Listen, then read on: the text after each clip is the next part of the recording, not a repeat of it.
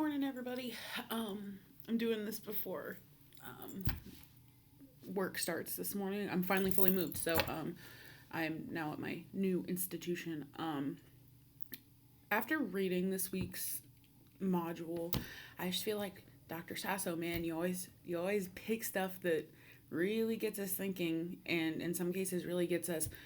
I don't want to say upset, but it's something that I've seen this particular thing as an issue, and I'm sure a lot of other educators can attest to that. That I think being in the Bible Belt and being in Texas in general gives us all a different view of spirituality and students in education, because in my master's program, I was always told, you don't openly bring up, religion or politics when it comes to working, for the university. But Angelina College, when I worked there, one of the first things I did, it was 3 months into my first semester there, and we had convocation, and one of the first things they said was, okay, um, bow your heads for a moment of prayer. And I was like, huh? Not that I was offended, I was just really taken back. Like, I was unaware that that could be something that they could do. And I think when we do things like that in education, we really are isolating those that do not identify with the Christian faith. Like, personally, and I'm sure I'm not the only person who feels like this, I had a horrible experience with the church as a child. My parents were wonderful. My dad was raised Catholic, my mom was raised Methodist, and they both decided that they weren't going to make us choose or force us into being Catholic or Methodist. They wanted us as kids to make our own decisions. And I didn't have a very good experience with multiple different churches, so I just decided to adopt the personal policy of do good, be good. And so I guess I would say I'm more spiritual than anything, but I mean, I can really see where Christian supremacy has shaped K-12 and higher ed. I know more about higher education, but what we are truly lacking is a real separation of church and state. 100%. What other reason, for example, this is just one of many, what other reason would the state of Texas teach abstinence as opposed to safe sex? What other reason besides your faith in the Bible would that be a reason? Because I'm sorry, we all know teenagers, they're going to do it regardless of what we tell them to do. Not all of them, that's an overarching stereotype, but my point being is we need to prepare them with the proper tools in order to do that. I mean, we are just seeing also, expression of religion on campuses, and, most in higher education, it's very easy for our student, like, that's all we do, is we empower our students to do what they want. But, there are those stereotypes within this religion where obviously they think we're up here. But for example, I had a Muslim coworker at Angelina College that did not tell anybody he was Muslim, aside from I think 4 or 5 of us, because he was genuinely scared as to how people were going to react. And of course, I was like, that's cool. Like, I always love meeting people and seeing other people's point of views from every different aspect, religion, politics, whatever it is. But it's that kind of visceral fear that he was feeling that I'm afraid that our students are going to be feeling on their campuses or on campuses. And in deep, in Texas, I mean, we're passing legislation left and right that's taking out things like critical race theory and talking about, again, going back to abstinence and safe sex. And it's very difficult. And I mean, there's a lot of tension on campuses, because I know my higher ed folks will say this, because if you do one thing, you're going to upset XYZ. If you do another, you're going to upset. No matter what you do, you are going to offend somebody.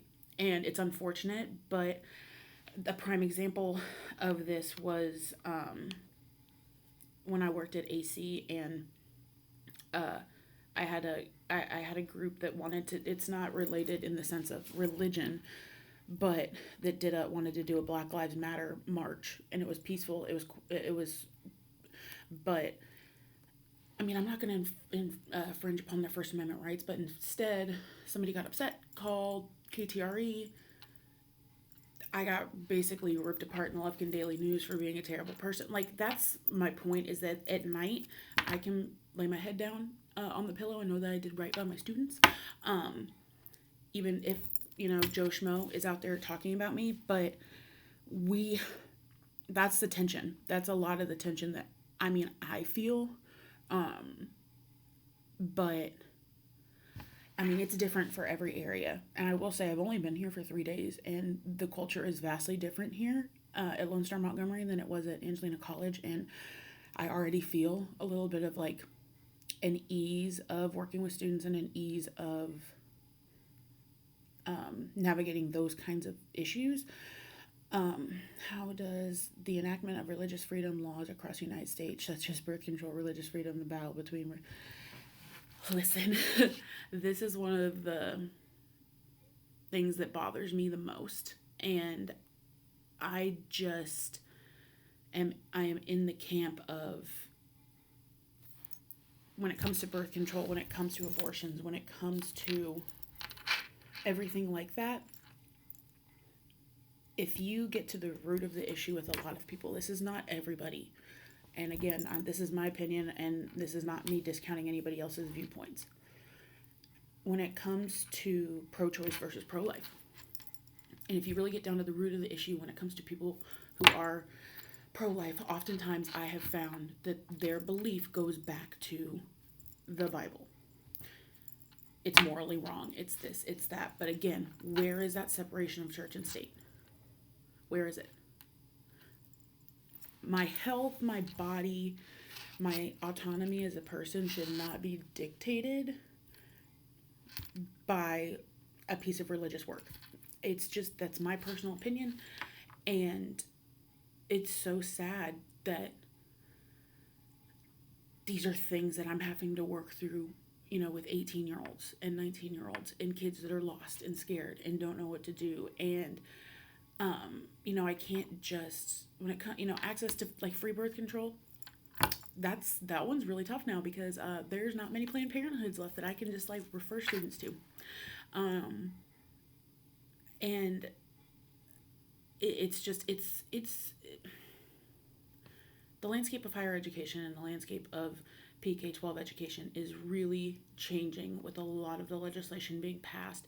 And what it is doing is tying the arms of the educators behind their backs. And it's maybe even morally going against how they feel. I know that if I was, and bless PK-12 instructors like hearts, I don't know how they do it, because if I was required to remove anything related to critical race theory, including the civil rights movement and its influence on, the entirety of the United States of America, I don't think I could stay in that position. And that's just a me thing. And it's nothing against anyone else. It's just, it's like we're being told to put a muzzle on. And that's it's not right. And how do you feel religiously or spiritually identify, evolve between millennials and Generation Z? I talk about this all the time. Generation Z is wild. I love them. But the best way to define them is they are willing to body slam a member of law enforcement for a cause that they know is important but know nothing about, but they are also afraid to call and make their own doctor's appointments. So Generation Z is just, they're going to do what they want, they're going to say what they want, and they don't really care about the repercussions. And I respect that.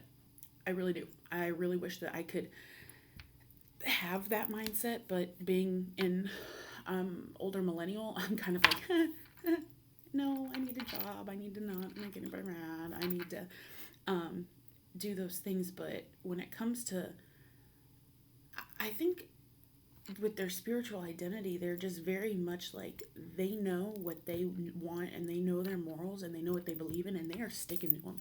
Guns blazing, they're going down in flames. They truly are their attitude in some ways, which this might come back to bite me later, um, is very admirable, and it's something that we should all kind of strive for, which I know it's hard when we're established and where we're at to, rock the boat or shift the waters. But I really think that they are, that what they do is, what Gen Z does is admirable most of the time when it comes to truly trying to affect change and move forward. And I'm actually very excited to see um, what that generation is going to do for this country, because we see that they're aging up and they're going to be coming out in droves, voting, fighting for freedoms. There's a lot, and so who knows what the next 10 years holds. So we just all got to keep fighting the good fight and doing what's best for our students, but reminding ourselves that we can't fill from an empty cup, and taking care of ourselves spiritually um, or religiously, whatever is best for you. Um, and recharge your batteries. You've got to take care of yourself before we can take care of our students. So whether that's meditation or going to a Bible study or going to a prayer group or going home and drinking half a bottle of wine or a whole bottle, let's be honest, it's okay. Um, because this kind of stuff is tough. It's hard to navigate, and I think it's important to just sit back, take some time for yourself, process, and then start the next day anew.